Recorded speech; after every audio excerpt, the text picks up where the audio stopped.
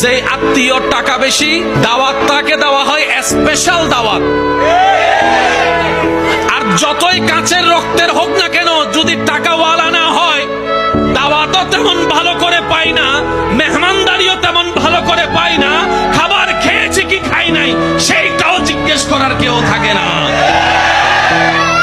সম্পদ যদি একটু ভালো থাকে, বারবার এসে জিজ্ঞেস করবে, পায়েস খাবেন, একটু চা খাবেন, একটু একটু একটু চিনি কম দিয়ে চা এনে দিই, না ভাই আমার আর পেটে না না একটু খান না, একটু বসেন না, ওই রুমটার মধ্যে না একদম এসি আছে, আপনি ওখানে গিয়ে আরাম করুন।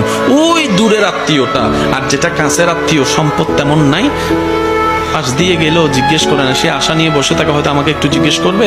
আচ্ছা খাই না খাই, অন্তত জিজ্ঞেস তো একটু করুক, মনটা বড় হবে যে না আমার আত্মীয় আমাকে একটু জিজ্ঞেস করেছে।